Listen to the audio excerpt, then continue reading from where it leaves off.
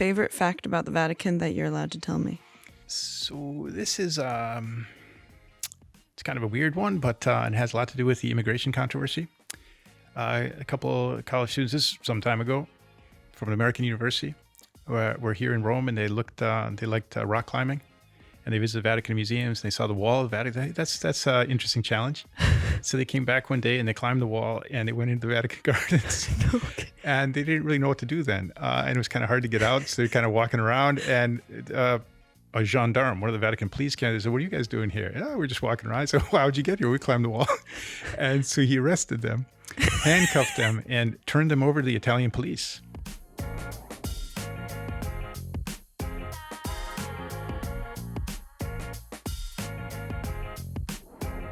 All right, well, here we are again in Rome with the For Pete's Sake podcast. I'm joined today by Father Robert Gahl. He is an associate professor at the Busch School of Business. He specializes in church management. He's also an associate professor at Holy Cross here in Rome of ethics. Father, welcome to the pod, and thank you for being on today. Thank you, Charlotte. It's wonderful to be here at Rome Reports. You're originally from Milwaukee, and then you ended up in Rome. You originally were an engineer as well. What was that shift like? How did you end up specializing in ethics and things like church management when originally your background, I believe, was in software of some form of laser beam that I will never understand? Yeah, that's kind of a quick approach to it. But I think John Paul II is really at the heart of my life story. And the more I pray about it and actually reflect in prayer that he really had a big impact on me in very many ways. So one very obvious way that's public is that he ordained me to the priesthood in the Basilica of St. Peter's. But he was also very involved in the story of my vocation. As I was finishing a degree in chemical engineering at Washington University in St. Louis, I started praying about the priesthood. And it was really caused by an event that I'm sure the Holy Spirit was involved in that had to do with a visit of John Paul II to Canada. And I organized a bunch of friends. We went there. It was during that papal visit that I couldn't stop thinking about the priesthood, whereas until then, I'd never even thought about it. It's an interesting thing that I'm very involved in priestly formation with seminarians. And most priests and most seminarians, vast majority across the world, they sort of think that they've always wanted to be a priest, and it was kind of always there, even since they can remember. Some of them say, "Oh, I was 7 when I started thinking about." Well, I was 19 or 20, and I was close to finishing my degree in chemical engineering. Wow. And then, I had a number of just close kind of contacts with St. John Paul II. I had this amazing experience here in Rome, in the Vatican, really, in the courtyard of St. Damasus. It was on Easter Sunday. And I had the opportunity to be the master of ceremonies for a big college gathering of several thousand university students who were there to celebrate Easter Sunday with John Paul II. And I was at the mic introducing these groups, and I had a chance to speak with John Paul II. And that was actually a comical exchange that I had with him. that he's really he was very fatherly and grandfatherly. And of course, I was here in Rome for his funeral, which is just a magnificent outpouring of filial affection to a man who I think over 1 billion people consider to be their spiritual father. Wow. 2 billion people. 1 billion. 1 billion. Okay. More than 1 billion. Maybe 2 billion. Maybe. Wow. Oh my goodness. And yeah, I've heard from several people that his funeral really felt like an exceptional spiritual experience, that people were doing confession in the street, and the overall mood was a unifying, almost celebration of life. Was that your experience? Do you remember any details? Indeed. It was really just amazing because, Rome has a population of around 3 million. If 100,000, 200,000 people come to the Vatican, that's a really big deal. It happens once in a while for big events like a big Jubilee Mass. Well, when John Paul II died, without any planning, spontaneously, there were 3 million new people who came to Rome. And so they were like living in the streets. There was no place to house them at all. They didn't even look for housing. They just came to see, well, can I have a chance to pray before his mortal remains or not? And then the lines that started forming. So there's kind of a joke about Rome that there are no lines here. And part of the joke is you're always first in line. That seems to be what everybody thinks. But they lined up and they were like, everybody was courteous. Everybody was calm. No one was in a hurry. And then you'd walk up to people and you say, how long have you been here? Oh, I've been here 14 hours waiting in line. And they'd say the weather was okay, but they'd say, yeah, I came here because I consider him a father, and I just had to come here to pray to him. And they were praying in line, and they were friendly conversations. It was like a big family gathering. Wow. Oh my goodness. The thought of courteous line holding is a miracle in and of itself here. Wow, that's incredible. And I suppose that's really what the influence of one man can have on a generation, which is a lot to say about the work that you do as well as the work that so many of the spiritual leaders of the church do. Wow, that's so incredible.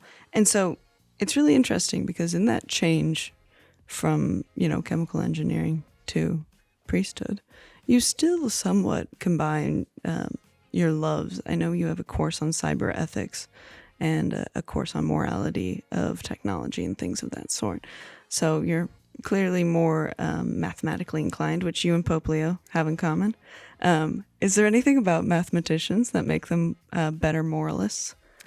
So, technically studying math like Pope Leo did is quite a bit different for most people, unless it's applied math, than engineering. And yet, as I was studying engineering, I became more and more interested in math itself. I'd say that there's a specificity to engineering, which is we like to define the problem in order to approach a solution. A major difference is that engineers are very into approximation. Mm-hmm. Like we don't have to know the exact number. We just have to sort of get it to work. Mm-hmm. So you sort of have to get close and then it's okay. Whereas in math, you have to have the exact response. So this is actually really interesting for the mentality of Pope Leo. And I'm not sure yet in his math studies how he specialized.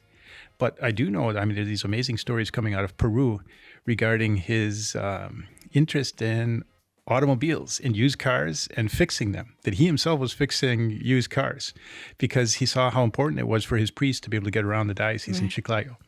So that also indicates that he had a real inclination towards the skills of engineering, where this problem-solving mentality is really, really helpful in philosophy. So I found that my engineering background, because then I got a doctorate in philosophy and became a philosophy professor here. And at the early part of my career teaching philosophy, it was more speculative, more kind of typical philosophical. But then as the years went on, and this was partly due to Pope Francis and partly due to Cardinal Pell, that I became more and more involved in the business side and its relationship to, you could say ethics, but normally when people think of ethics in business, they think of the rules that you should follow. Mm-hmm. But it's really more about having character and leadership and vision, strategic vision in business. Because ethics is not so much about the rules that you have to follow to avoid getting in trouble. That's more criminal law, I suppose, right, yeah. Which is important. But ethics is more about making good choices that bring you towards your purpose, your end, your mission. And so any business corporation needs to define their mission and then lead a team towards that mission. And that's actually what philosophy is all about. And Aristotle, right in the beginning of his book on the Nicomachean Ethics, says that he compares ethics to an archer who's going to shoot an arrow. He says the first thing he has to do is aim at the target. Mm-hmm. And that's, what's the purpose of my life? What's the purpose of my corporation? And the work that I'm doing now in church management, there's a question, what's the purpose of our parish? What's the purpose of our church organization? Yeah. And oftentimes, sadly, people have not been thinking about that. And so it brings about a real change in mindset, what we're doing in church management. Wow, that's incredible. Because I don't think a lot of people would put philosophy and business management in the same category. I think they would think one is rather practical and the other one's rather theoretical. But I suppose at the end of the day, especially if you're an engineer mind who just likes to solve problems, the two are both focused sort of on an end goal. And both of them sort of go about it in logical steps. So that does make quite a bit of sense. There's a direction in philosophy which was, it's kind of the classical view that Bishop Robert Barron presented in his commencement address at Catholic University, just when he received his honorary doctorate. It was kind of funny. He said he greeted the philosophers because he studied philosophy at Catholic University. Now he's getting his honorary doctorate. And he said, "Hail, greetings to all you philosophers who are graduating. You are totally useless people." And a big cheer came up from the philosophers because we celebrate that we study it for its own sake and not because it's useful, which would be an instrument. Yeah. But there is a sense that there's also practical philosophy, where it is actually extremely useful, because as Aristotle says, the unexamined life is not worth living. So either you live with purpose or your life has no meaning to it. And philosophy should help us find that. And this is where it fits so nicely into theology, because of course, through the faith, we're given a very clear purpose in our life. Yeah, absolutely. And in your course about cyber ethics, you're obviously applying that, all of that philosophical background to modern technologies. And obviously AI is a really big one right now, and Pope Leo's made it at the forefront of his papacy. But when you look across the landscape, is there any technology that you see that you go, that's going to need addressing philosophically and morally that we're not talking about right now? So I prefer to approach the issue of cyber networks and the philosophy from kind of the bigger framework, which is how this new technology affects how we understand ourselves. So again, it's not so much as a specific issue, but it's the very broad thing about it affects how we think, it affects how we relate to other people. And Pope Leo has already developed this in his brief papacy so far in some of his magisterium. He's spoken about the networks that we establish with people and how important that is for us. And he explains this in very Augustinian language from St. Augustine and his relationship with his mom, St. Monica, and he had like really dear friends, and then as a bishop and towards his flock. So that when we use technology, it affects how we understand ourselves, how we even understand our own understanding, which would normally be called epistemology. I think this is really, really important, because right now we are going through a crisis of all of humanity. And it could be that technology and AI is going to exacerbate the crisis. It could be that it will point us in a direction of solution. And it all depends on how we use it and how it affects our own self-understanding and our own appreciation for our coming to know. If we think that human beings are just like machines and that artificial intelligence is intelligence, just like humans, then we're in deep trouble. If instead we see it as a tool that we can use to assist us who are spiritual beings, and yet we're also bodily and material because we are a living body. We're not just a self that we construct on our own or that we self-create. If we use it as a tool in this way, it can actually be a lever to enhance our humanity and facilitate a real connection with people, and even prayer.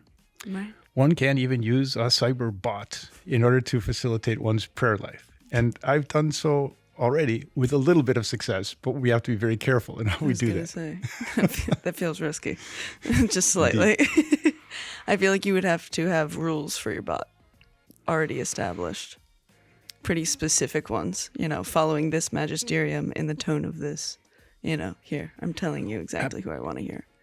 Of course, absolutely. You need to have those rules, and it's interesting that there are bots that have some really good rules in them already, really well established. I mean, of course, a lot of people are getting to know, and it's a Catholic university. My university is involved in this project. The Vatican is involved. It's called Magisterium AI, and I've used it to prepare homilies, and it can be tremendously effective, but you have to be aware of its limitations. Once I was testing out this bot that is very close to a spiritual direction bot. And I was using it for myself, and it gives you an examination of conscience, and you respond to some questions, and then it gets this feedback, and then it tells you, well, these are the areas that I suggest that you work on. It says, which one of these would you like to work on first and have priority? So I told it the area that I wanted to work on, and it gave me some goals. Then at the end of the day, it contacts me, and it says, hey, Robert, how'd it go today? And I said, it didn't go very well. I didn't achieve any of my goals. I was wondering how it was going to respond. It said, hey, Robert, don't worry. Tomorrow's another day. You can try again tomorrow, which is actually a really good kind of sporting spirit that St. Josemaria Escrivá like to speak of it. You have goals, and you have in your examination conscience, you give thanks for the things that go well, and you say you're sorry for those that didn't go so well, and then you start again. And that's a way of building in humility. Yeah. Wow. Hey, try again tomorrow. The bot doesn't know what tomorrow is. But I do. Oh my gosh. Yes, that's what matters. It is true. There's a theory kind of traveling around that the development of AI sort of is going to make the younger generations more distant from technology and more naturally skeptical of everything that they see. If they aren't already, we know that the younger generations are actually better at recognizing AI produced videos because they're used to it and they can look and see the little gimmicks, whereas the older generations sometimes have a little bit of a problem.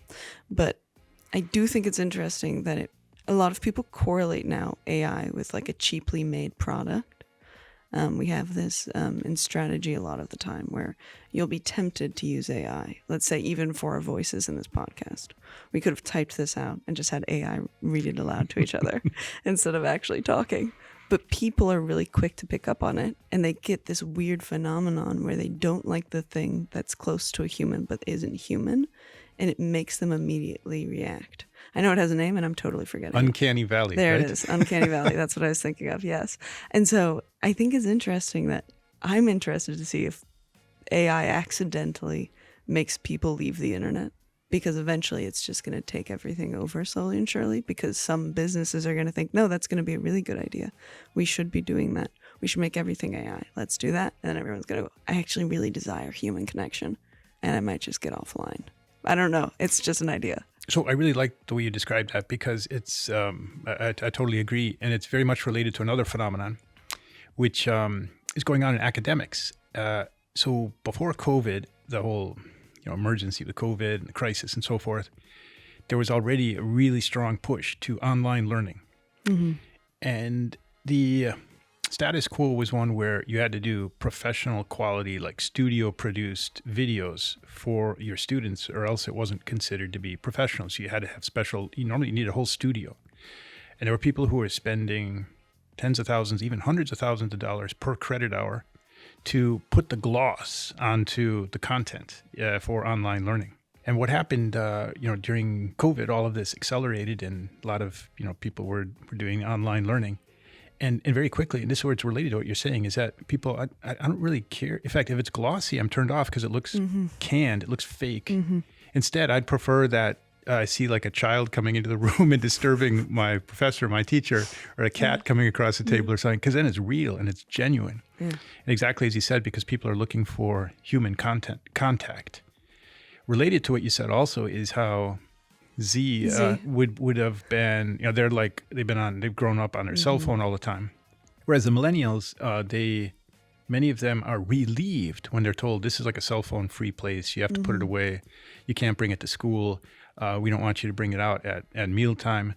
So for a lot of them, it's really hard. And because some of them have been just brought up totally immersed in the technology, but they find it a relief, and they're grateful for this opportunity to have this technology-free zone where they can immerse themselves more in the human content, because that's what they're really looking for. Yeah, absolutely. To connect with people. I saw at this restaurant, I was just horrified by it, but this couple, supposed married couple, go to pizzeria. I saw this in D.C. It was an authentic Italian pizzeria in D.C. And they had this little girl who's like 3 years old, and they set up a screen for her at the table. So then they're like totally ignoring their daughter. And that's horrible what that's actually doing to her brain. Yeah. There's so much evidence that we, through authentic human contact that's genuine, we develop abilities of communication, compassion, empathy, but also focus, which neuroscientists say is the most important thing in the universe. Yeah. Which I agree, even from a theological perspective, because God has no problem focusing. He is omniscient. He is all-loving. He is love. And he's totally present in the moment, which is eternal for him. And so we should really privilege developing the ability for focus. Yeah. And a kind of distancing from devices and technology is crucial for us to do that. Absolutely. And it's interesting that you bring up education, because I think that's one of the areas that is most important when it comes to where we allow kids to have this tool that sort of replaces their brain, that in a way doesn't require as much work on their end. And we know the brain to be a muscle, and you have to work it. And you know that you need to teach kids focus, hard work, priorities. And are you sort of taking that away with AI? I have a little brother who's still in high school, and he gets frustrated because everything is on a computer. And he says, I just don't think I learn as much. So I have a lot of sympathy for what you just said, but I also know of some schools, and this is all very new, and we don't really know where it's going yet in terms of the data. But there's a school in Austin, Texas, that is experimenting with using AI in the classroom almost entirely. So what they've done is they have no teachers. The AI is the teacher, but they have coaches that assist the children in using the AI. And they found, I mean, they've only been doing this for 2 years at the most, but they found a huge advance in the learning of these children. So they do have human contact, and these humans, these people are encouraging them to use in a responsible way. One of the things that allows that each kid can go on at his own speed, his own pace, it also requires from the kids to think about, what am I trying to learn? What do I want to learn? What are my goals? How can I best use this instrument?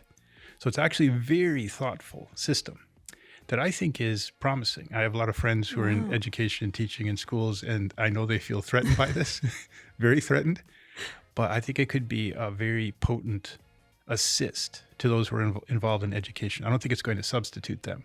Right. But I think it's going to require that they become really experts at AI also, so that they can use it in the best advantage with their students. It's so interesting because the position I've sort of had thus far is I went to a school that was entirely based in computers, and I found that I could memorize and then forget things very quickly. Mm-hmm. And then I went to a school, Christendom College, that required you to write everything by hand. And I found that everything stuck. Whether or not you even wanted it to, things just landed in a different way. So I'm curious to see how that's going to be in the long term. I mean, 2 years in, I'm interested to see what that does over the years, because maybe it's a different generation. And by typing, they get just as much as I would get from handwriting. Maybe it's how you're raised, but maybe it's also a brain thing. So I'm so interested to see how that develops. So it is definitely a brain thing, and there's brain scans that they've done on people who are writing by hand and who are using a keyboard or using a touchscreen. And more of the brain lights up in general when they're handwriting. Mm. It's a fascinating consideration. I'm on an AI task force at the School of Business at Catholic University, and I'm also meeting with the other faculty. And one of the things we wrestle with is, of course, how we use it in learning. And you could say that there's two groups. One group says we have to prohibit it, keep them away from it, because they're cheating by using it, and they're not going to learn if they use it. And then there's another group who says AI is here, it's going to stay, it's going to keep growing. We need to change our teaching methods and our learning methods so that the students learn how to use the AI in a way that actually affects and in a way that's helpful their learning. So one of the things that we emphasize is we're going to more and more oral exams. Wow. So that including students uploading videos of themselves explaining something. Right. And certainly my experience is that when a student doesn't simply respond to a question that all the students respond to, but develops the question for themselves, right. That's a topic that they're interested in researching, and then study, potentially also using AI, and then they give an oral presentation on that topic that they've chosen themselves, they remember that for a long time. I absolutely believe that. Because having to speak about something, it switches on a different part of the brain entirely. Because now I think a big problem with the cheating thing in the college sphere, especially with AI and trying to keep up your coding in order to combat more versions, you've got kids who've been with technology for longer fighting teachers who haven't been with the technology as long, and the kids are winning from what I've seen across the board with just, I can cheat very easily almost all the time. And so, oral exams sort of does a great job of combating that. How are you going to really cheat your knowledge when it's just two people sitting down and talking with each other? So I already have courses, and in the syllabus, it indicates best practices and what's allowed in the course. And I say, go ahead and use AI all you want, but you have to cite it and indicate how you used it, which one you used, and what prompts you gave it in order to develop your response. And that, I think, assists in this reflective, critical thought approach to what they're doing and how they're using it. We've generally, the faculty, we have this AI task force. We are a special committee. We've come to the conclusion that what really counts is educating people in the skills of critical thinking. I love it. But it's also so interesting because in AI, I think a lot of people view it as dialectic. That's sort of their dialectic friend. But what's so interesting is you have to be so careful with that at the same time, because it's not a real human connection, and it's not a real thought process. It's sort of somewhere in between. So it can reference a lot of historical great dialectics, but it's not going to really create itself in a lot of ways, or at least not that I've, with my own limited experience with ChatGPT. So there's two things here that people really have to take into account, and it's good to learn it, to be aware of it. And one is, it looks very objective, and it looks scientific, and we know that it has tons of data, and yet we have to be really careful because it makes up data through extrapolation. Yeah. And therefore, and leads to the second thing. So we have to question and therefore apply critical thought to all of the information that it provides us. And it may be that 98% of it is true, but that 2% can really get you in trouble when you're using it. But the second it's related to it is that it is, you are the product, usually. You often get it for free. And it's getting data from you. And it wants you to use it as much as possible, which means it wants to induce you to be trapped inside of it, which means that it wants to satisfy your desires, which means that it may be telling you not what is true, but what it thinks that you're looking for. And I've found this already to be true using Grok in particular, also some with ChatGPT, premium version. But I've used Grok in such a way I've gotten in arguments with Grok, and it ends up agreeing with me. Wow.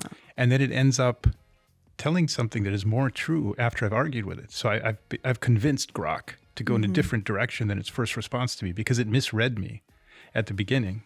Wow. And then it ends up realizing what direction I would prefer to go to. But then it gets new data that's actually real data that corresponds more to, you could say, my prejudices, my beliefs, which are, in this case, were quite informed. It's almost outdoing you. It goes, this is your brain? Okay, that's fantastic. I have some more information in regards to it. But it's so, because the end for it isn't truth. The end for it is your consumer experience. So it's just curtailing to the consumer. Wow. Exactly. So you may think that its response is based on everything it knows, so to speak. But actually it takes a component of the data that it has at hand and gives you a response. And if you challenge it, it goes sort of deeper into its knowledge base and will tell you more. So this requires this critical approach and one's own study in order to be able to handle this as a tool. And this is, of course, going to become more and more immersive and pervasive. And therefore, it will become more dangerous in terms of our needing to be aware that it's trying to satisfy our own desires. Yeah, because it's pretty obvious right now. I remember I use it for translations all the time. And I'll be open about that every day. I have no problem with that. I'm learning both Spanish and Italian, but I'm constantly needing it to just double check me, especially for things like phrases. All of the time it'll say, well, what do you want with this? Which is like very blatant and obvious, which is just like, no, I just need you to tell me, like, what would everyone say? And it's like, no, not everyone. You. Like, what do you think? And it's like, well, I don't know. That's why I came to you. But it is interesting. It's rather obvious right now, but I imagine that will become more subtle over time. And that's going to become more appealing to the consumer that it is more subtle, because no one likes to be told, I'm curtailing to you right now. Most people enjoy a thing more when it just curtails to them and they don't know that it is. So that is important to keep at the forefront of everyone's mind. But it is interesting. So before COVID, there was already a bit of an education crisis in the United States.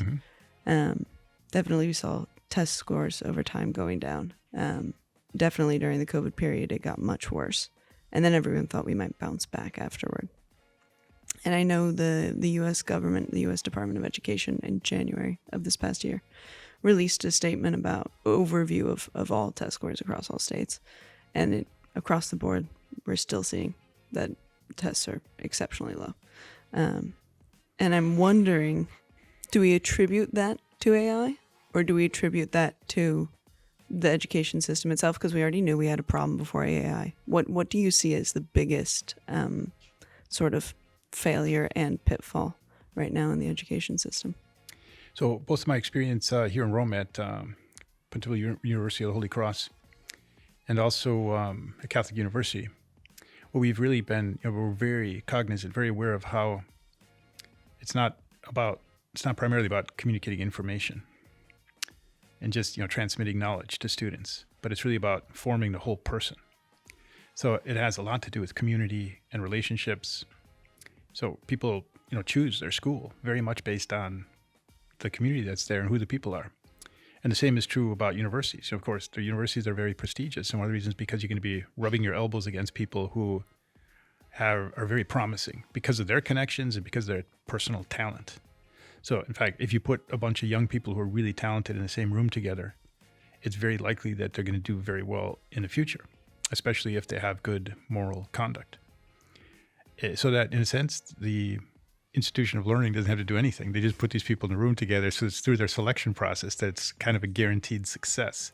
And the more they're able to show that, the more people want to be in the room, and therefore they can be more and more selective. So that it's kind of maybe it's a reverse Ponzi scheme where once you get people in there, it feeds itself. Mm-hmm. But I say this because I think the real cause of the crisis is this lack of attention to the whole human being, and that this is exacerbated by an excessive use of screens. So that it's not just what's happening in the classroom, but it's also what's happening at 11 p.m. in the bedroom of the teenager. Mm-hmm. And if they've got screens in their bedroom and they're looking at these screens before they go to sleep, and then what are they looking at? And here, it's different between boys and girls, what they might tend to get into. And it really leads to a crisis of humanity. Yeah. And so this is where it's connected very much to gender ideology. And this is tragic about girls that, Abigail Schreier has written about this in Irreversible Damage. And scientists have coined this terminology of rapid onset gender dysphoria, which is a cultural epidemic in some areas. So there's some areas where no one has it. Like zero. And then there's some schools where it's close to 60% of girls in fifth grade are dealing with some kind of gender confusion. Yeah. And so where does that come from? There are testimonies that are tremendously articulate from detransitioners. I'm thinking here especially of women who, when they were growing up as girls, somehow rejected their own femininity and didn't want to grow into women, and are now speaking about what happened. And they explain, every case I've seen, social media had a key component. Wow. And usually there was some, what's technically called comorbidity, another issue of mental health, or a learning disability or difficulty in communicating with others, such that their own human network was damaged somehow. And then they were, you could say, in the basement looking at screens and getting caught in a rabbit hole. And then this causes festering of ideas about themselves. So it's a challenge for the church, because the church is an expert in humanity. Mm-hmm. And Vatican II famously proclaimed that it is in the person of Jesus Christ that man is fully revealed to man. And this has been quoted many times in the magisterium, especially by St. John Paul II. So that the response is through faith and through prayer. In fact, everything we've been discussing about the dangers of AI and the need for focus and the need for relationships, not being too immersed in screens, an antidote that is very powerful is contemplative prayer. Protecting time for prayer is healing of the brain. And some people may say, oh, but I get distracted when I pray. And that, in a sense, is a good thing, because if you know you're distracted, that hopefully means that you're turning to our Lord. And every time you free yourself from that distraction, it's really liberation. You're making an act of love and of faith to our Lord, and you're healing your brain and allowing it to focus on what really matters, your ideals and your commitments. Right. It's so interesting that it seems like a lot of the crises of postmodernism and modernism as a whole are a result of a lack of that community that typically lends to identity. And so that, whenever there's a vacuum within the human, and you talk a lot about this because you cover, humans from a philosophical, theological, psychological perspective, the whole of the human.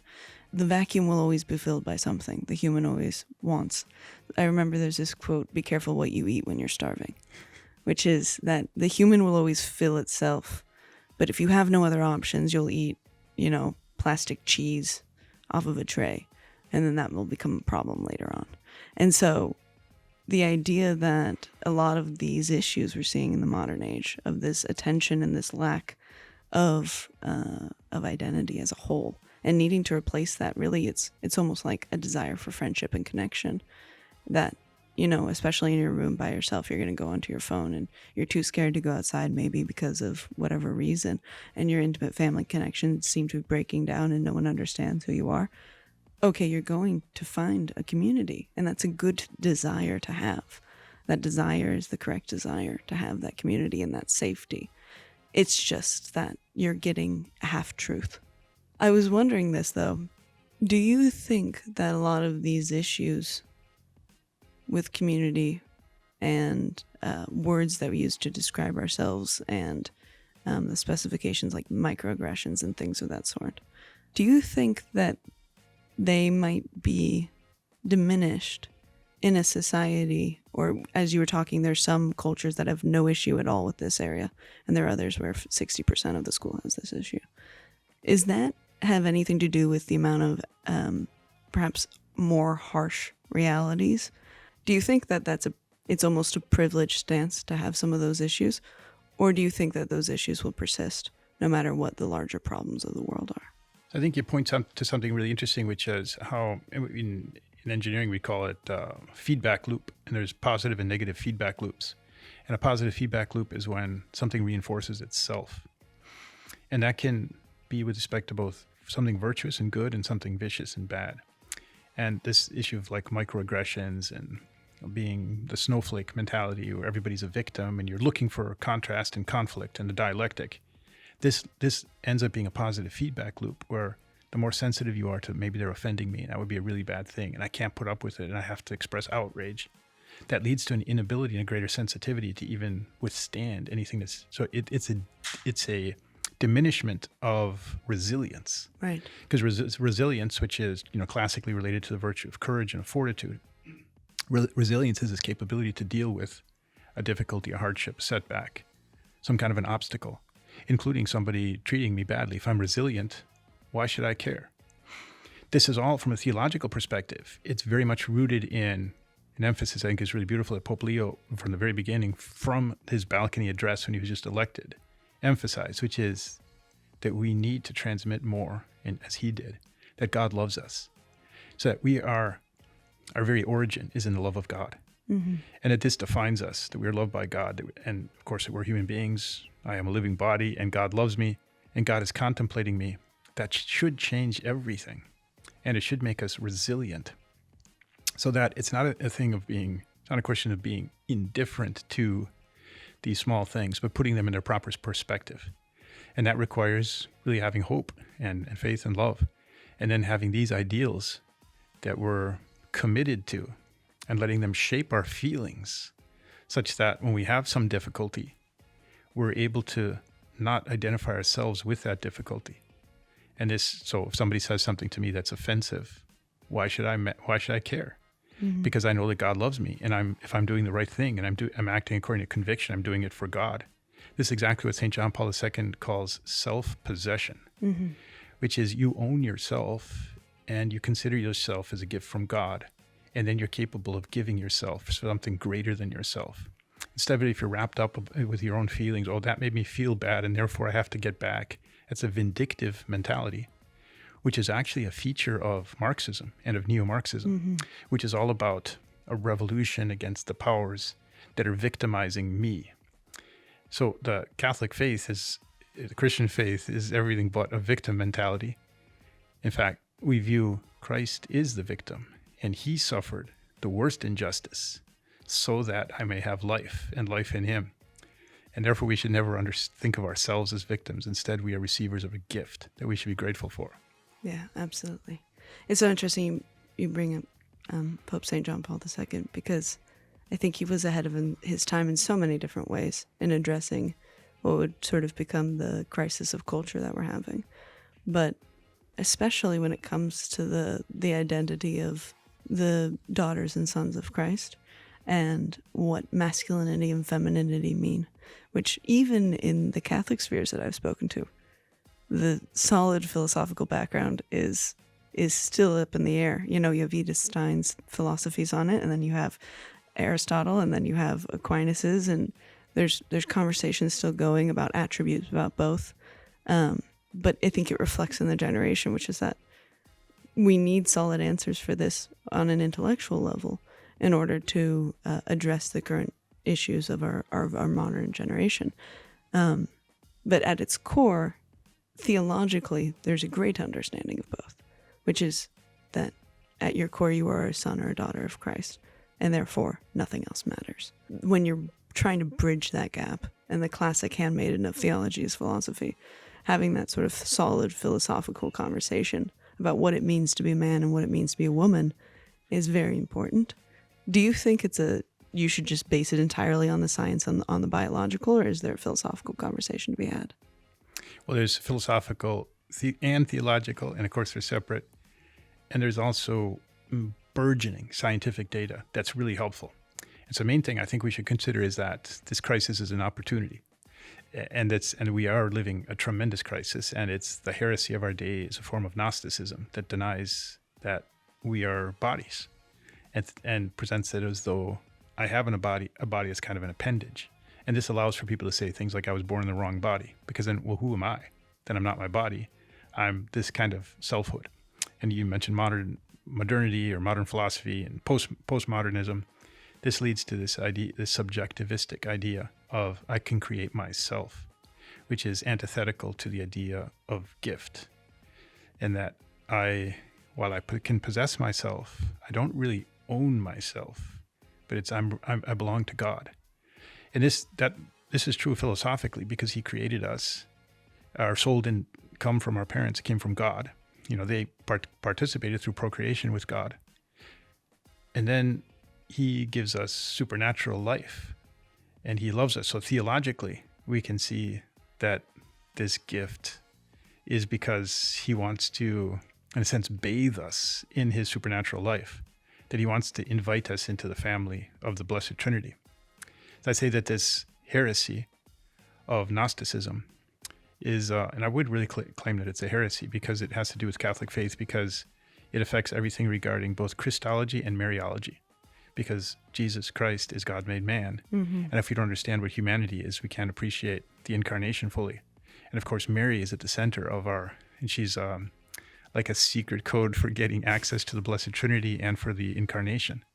And if we don't understand, therefore, what manhood is and what womanhood is, then we can't properly appreciate the mysteries of our faith having to do with Jesus Christ and the Blessed Virgin Mary, his mother, who is also our mother.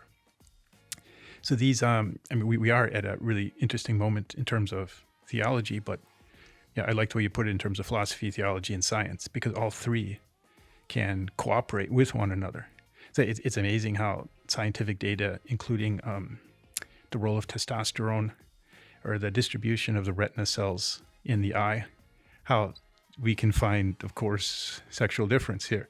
So the former one is really obvious because testosterone is a male sex hormone that causes little boys to develop their primary sexual characteristics.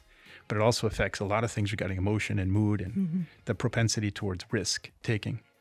And there too, we can see positive feedback loops that if one takes, it's especially true with a guy, a boy or a man, that if he takes risks and he succeeds, part of the reward is actually a secretion of more testosterone, which makes you more propense to take risks in the future. And this can be beneficial or it could be really harmful, depending on the scenario. So this is where it requires virtue. We're not just kind of a soup of hormones, but we have an immaterial soul and we have the capacity to love. And this is where men and women have complementary perfections that are designed by the Creator so that we can assist one another. And this was damaged by the fall. And what Marxism describes as a dialectic of war between the sexes is a consequence of the fall of Adam and Eve. But in Christ, this is all made new. This, again, where John Paul II just teaches beautifully of this. But we can see, well, if we have some kind of, issue about, well, what does it mean to be a woman? What does it mean to be a man? And there's different styles at different times, different cultures. And what we can find that's really a principle that can shed light on what is femininity, what is masculinity, is motherhood and fatherhood. And that helps one to be a good mother and a good father. And of course, many of the same things help to be good because we have so much in common between men and women. And yet there are differences that are, but that there's different accentuations, which allows that mother and father in raising their children can see and cooperate in seeing different things because they have different perspectives. And this is designed by God and it's designed by nature to be beneficial for all of us. Wow. Well said. Well said. All right, so we're going to finish out with some fun questions now. But we'll get into our rapid fire round. Favorite Pope of all time? So I'd say St. John Paul II. Of course, he had a very, very direct personal role with myself. And I think he's the Pope of the millennium. Yeah, absolutely. And then least favorite Pope of all time? So instead of saying least favorite in responding to that, I would prefer a kind of an odd preferred Pope. And he's Pope Sylvester at the turn of the millennium, the first millennium. And there's a connection with Pope Leo that he is the Pope of the number 0. And promoted and really had created a great shift in mathematics that it comes from algebra, comes from the Arabs to have 0. And if we didn't have 0, it would be really hard to count. There's the chemical engineer. Perfect. All right. Underrated saint. So I guess she's not underrated, but in some sectors, she's underrated is St. Faustina. Mm-hmm. I think she's, maybe she'll be a doctor of the church someday. Yeah. Like St. Catherine and St. Teresa of Avila. She's, there's especially in areas where there's Polish influence, she's taken seriously, but John Paul II really appreciated her. Absolutely. Love her. She's fantastic. And then favorite fact about the Vatican that you're allowed to tell me? So this is, it's kind of a weird one, but it has a lot to do with the immigration controversy. A couple of college students, this is some time ago, from an American university, were here in Rome, and they liked rock climbing. And they visited Vatican museums, and they saw the wall of the Vatican. That's an interesting challenge. So they came back one day, and they climbed the wall, and they went into the Vatican gardens. Okay. And they didn't really know what to do then. And it was kind of hard to get out, so they're kind of walking around. And a gendarme, one of the Vatican police came, said, "What are you guys doing here?" "Oh, we're just walking around." I said, "Well, how'd you get here?" "We climbed the wall." And so he arrested them, handcuffed them, and turned them over to the Italian police. And they were put in jail. And they were charged with the invasion of a foreign country. Oh, so my goodness. That's kind of an interesting little tidbit. They were freed the next morning after the U.S. Embassy got involved, and since they weren't trying to harm anyone. The U.S. Embassy's worst case of foreign invasion. Incredible. Oh, my goodness. I love that. All right. Most Catholic country, in your opinion? So I'm going to go way out on a limb and say that the United States is a real leader in Catholicism and has been so historically. And this is also related to Pope Leo is Pope Leo because of Pope Leo XIII. Mm-hmm. Not many people acknowledge this, but Rerum Novarum, which is his principal encyclical. He wrote many encyclicals, amazing Pope. But he's very influenced by the United States and by Cardinal Gibbons. So we shouldn't reduce how in the church we have a great influence as the United States. Wow, awesome. And as a U.S. citizen, I agree. All right. And finally, to finish out the podcast, Father Bob, thank you for coming on. Finish this sentence. For Pete's sake, I wish people would just... For Pete's sake, why don't we allow people to use the altar rail? Wonderful. Fantastic. Wonderful. Well, thank you for coming on, Father Bob. It was great having you. This has been For Pete's Sake, the podcast. Join us next week for our next episode. Thank you, Charlotte.